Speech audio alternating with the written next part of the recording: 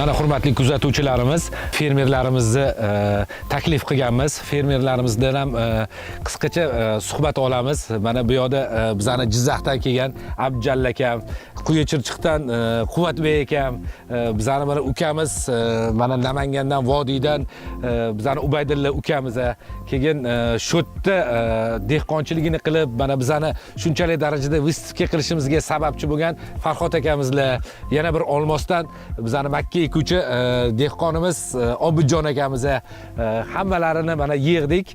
Bu yoqda eng katta ob'yomda bizani tanishda bizga o'z hissalarini qo'shib yordam bergan fermerlarimiz turishibdi.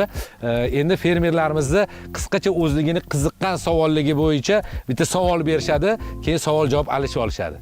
Farhod aka, so'z sizga. Bu hozir yonma-yon ekildi. 8 xil tajriba uchun ekildi. Har birini agrotexnikasi bir xil qilindi. Xudo xolasa mana hozir endi 10-aprel kuni ekilgan bo'lsa, mana bugun 20-avgust 130 kun bo'ldi. Ertaga hosilda haligi kombayndan keyin hosilda itog'ini ko'ramiz. Natijalarini ko'ramiz. Qaysi bir qanaqa tonna beryapti. Lekin agrotexnika bir xil. 50% haqiqiy turpoqqa ekilgan. 50% toshloq maydonga ekilgan. Lekin bitta konturda. Bitta konturimiz 50% tuproq, 50% tosh yerda. Tosh yer. Bultur bitta sortini ekib ko'rdik. Gektardan 14 tonna olganmiz, toza don. Toza don. Sotasiz donni o'zini 14 tonna olgansiz. 14 tonna olganmiz. Rahmat. 16 gektarga ekdik, 14 tonnadan to'g'ri kelgan. Sizni bilamiz, dehqonlarning ichida, fermerlarning ichida juda ham bir tirishqoq fermersiz. Juda ham siz storingizda oldindan eshitib kelamiz. Bu gibridlarimizni ekilgandan boshlab hozir pishish kungacha vegetatsiya davridan mana generatsiya davrigacha aniq bilamizki, siz har birini ichiga kirib chiqqansiz, har bittasini o'rganib chiqqansiz. Mana bu gibridlarimizda o'zingiz ahamiyat berayotgan bo'lsangiz, Starex firmasining gibridlari ichki standartli hosil solishi juda ham bir xillik kuzatiladi. To'ppa-to'g'ri, bir xil. Sababi boya aytib o'tib ketdim, 50% toshloq maydon, 50% turpoq maydon. O'zim uchun ham haligi tajriba uchun ham bir qani ko'raylikchi, toshloqda qanaqa bo'lar ekan. Qishda yer tanlayotganinglarda xuddi mana shu tajriba qilaylik degan paytinglarda bir ko'raylik dedim. Mana shuni endi vaqt keldi, mana hosilni yig'ishtirib xudo xolasa ko'ramiz. Lekin hosil umuman bu farqi yo'q. Farqi yo'q. Toshligida ham, tuproqligida ham hosil bir xil. Bir xil. Bu şeyleri yan yana ektik hepsini. Bu gördüğünüz çeşitleri hepsini yan yana ektik. Biz geçen sene 14 ton bunlardan verimlilik aldık, hasıldarlık aldık. Bu sene bakalım 50%'ini taşlı yere, 50'ini toprağlı yere diktik. Bu sene bakalım hasıldarlığımız nasıl olacak, onu takip edeceğiz. Vallahi öncelikle biz beyefendiye teşekkür ediyoruz, çiftçimize teşekkür ediyoruz. Çünkü bu şartlarda iyi bir çıkış yakalamış. Topraktan çıkışı standart yapmış. Zaten verimin ilk anahtarı orası. Onun haricinde de bakım da iyi ki içerideki koçan yapısıyla şu dışarıdaki koçan yapısı da standart. Demin röportajda da bahsettik. Biz kendisine teşekkür ediyoruz. İnşallah güzel verimler almasını diliyoruz. Bizim çalışmalarımız da devam ediyor. Yeni çeşit geliştirme çalışmalarımız da devam ediyor. Bizim amacımız şirket olarak da Özbekistan'da sizin de amacınız o. Çiftçilerimizi en iyi, en kaliteli, en verimli tohumlarla buluşturabilmek. Bunun için şirketimiz yeni Ar-Ge merkezi de oldu. Ar-Ge çalışmalarının haricinde bir de merkez hüviyeti kazandı şu anda. Yeni çalışmalar da devam ediyor. Zaten ıslah çalışmaları uzun soluklu bir iş. O da devam ediyor. Islah birimimizin başında da Ersan Bey var. O kendisi de burada. Hem sahada hem tarlalarda bu konuda çalışmalarımız devam ediyor. İnşallah gelecekte yeni çeşitlerle tekrar burada bir arada oluruz. İnşallah. Aka sizga rahmat etamiz. Ichkariga kirdik, ko'rdik, tashqarini ham ko'rdik. Sotalari, makkalarimiz standart, hammasi chiroyli chiqqan. Biz sizlarga destek berishda yordam qilamiz. İnşallah natijasini ham birga taqib qilib ko'rib yordamchi bo'lamiz sizlarga. Rahmat sizlarga ham. Teşekkür ederim. Endi keyingi Ubaydilla bu ukamizni hammamiz bilib o'tgan bizani ikkita chempion nomimizni Albayrak bilan Duruk nomimizni suyadigan bir ukamiz. Ukajonim, nima savollaring bo'lsa qisqacha berib o'tsang, yetishmovchilik joylari bo'lsa inshaalloh uni ham to'ldirishga harakat qilamiz. Avvalambor assalomu alaykum.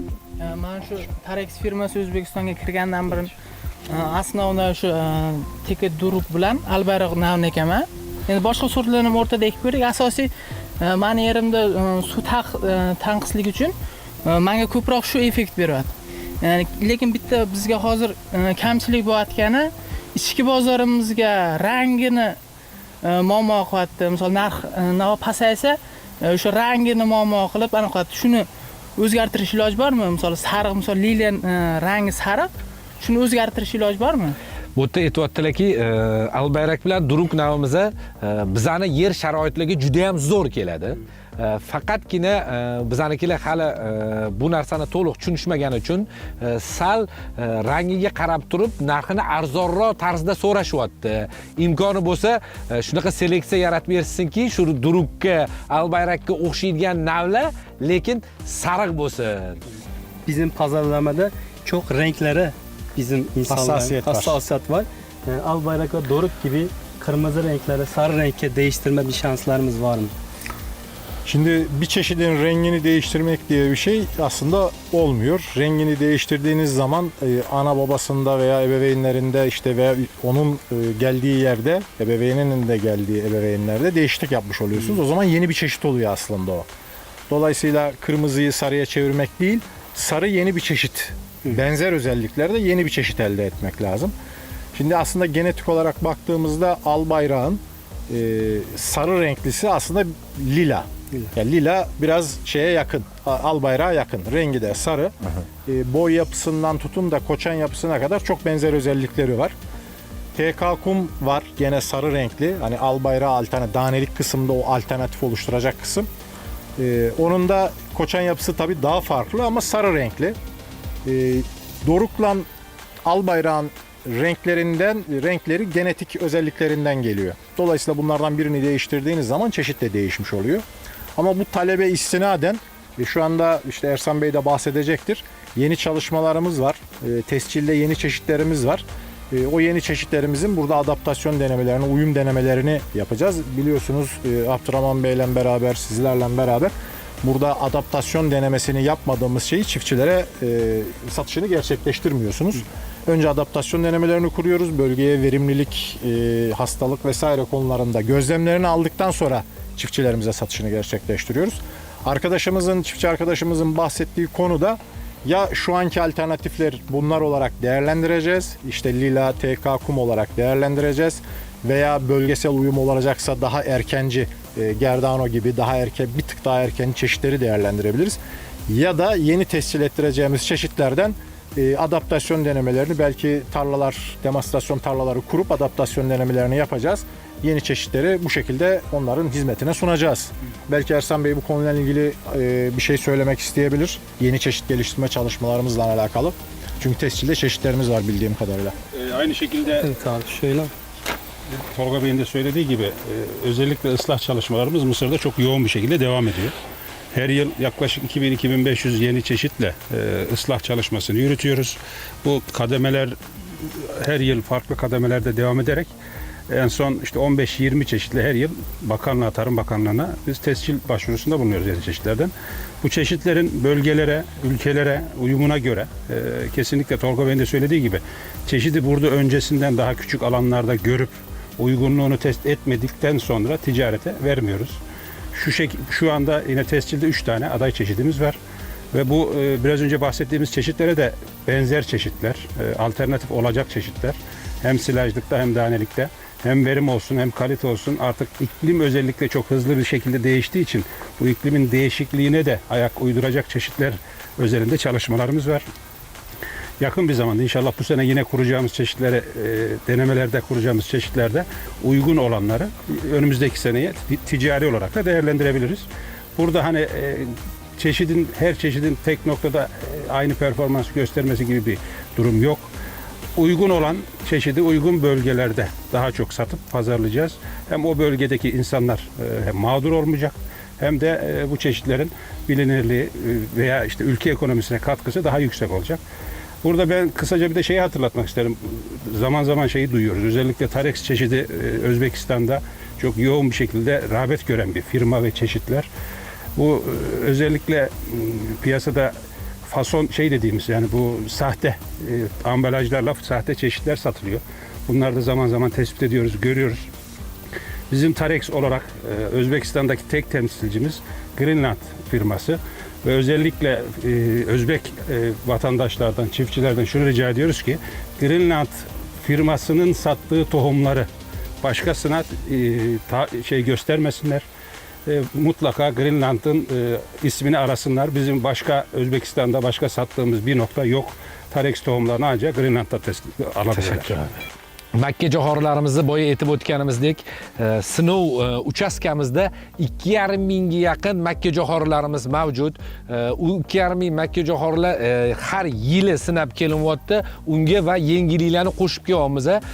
Uni ichidan hozirgi kunda bizga yoqib tushadigan, misol albayrak, duruk, gerdanovga o'xshagan navlardan 3 tasi уже tayyor deyaptilar, lekin biza har yili bular bilan ishlaganimizdek bular u 3 ta gibridni bizga berib turib, bu yil bu gibridlar bo'yicha biza keyingi kelayotgan yilimizga bu gibridlarni ham sinaymiz, sinovlarini o'tkazamiz, bizani stress ob-havolarga qanaqa tushishini ko'ramiz. Stress ob-havolarimizga yaxshi tushadigan bo'lsa, u gibridlarimizni inshaalloh O'zbekiston bozoriga kirgizamiz. O'zbekiston bozorida Tarex firmani makka jo'xorisini sotishda Greenland kompaniyasi ishtirok etadi. Greenland kompaniyasi bu Tarex firmani hamma mahsulotlarini O'zbekistonga olib kelib, tanitib va sifatli tarzda sotishga harakat qilishyapti. Bular bilan biz birgalikda ishlab o'tamiz deyaptilar. Keyingi masala, endi bularni savdo markazlariga ham oldik. Savdo markazlarida bir necha turda qalbaki makka jo'xorilarini ko'rib, o'zlari ham juda ham ta'sirlandilar. Ubaydilla, xudo xolasa bu navlaringiz bo'yicha ham sizga yoqqan, misol albayrak, duruk navlariga o'xshagan navlardan уже tayyor bo'pti. Xudo xolasa uni ham sinov tariqasida olib kelamiz. Sariq donlarni ham ekib ko'rib, xudo xolasa xaridorlar sizdan so'rayotgan sifatda inshaalloh yetkazib berasiz. Bir sal hazil tariqasida aytib o'taman. Bizani sal yer yomon ko'radigan dehqonimiz borlar. Bular yerni yomon ko'radilar, tosh yash ko'radilar.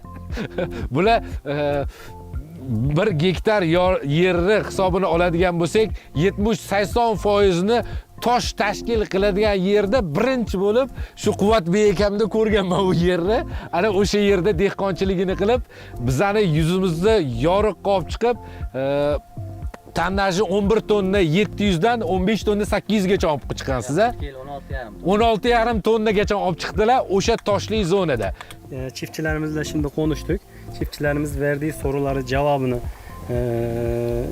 bunlar almak istiyorlar. İnşallah Tarex'i de Greenland'ı da dünya mikyasında, Orta Asya'da Özbekistan'ı tanıtıp bunu burada daha da ismini yaymaya çalışacağız. İnşallah bizim amacımız da, bizim isteğimiz de o. Biz de çok teşekkür ederiz bugünkü organizasyon için. Arkadaşlarla bu arada bir araya gelip onların sorunlarını, problemlerini, bu bizim için de bir ışık, bizim için de bir tedbirler almak için bir sebep oluyor. Biz bu ortamı da sağladığınız için sizlere de çok teşekkür ediyoruz. Biz ham rahmat aytamiz sizlarga.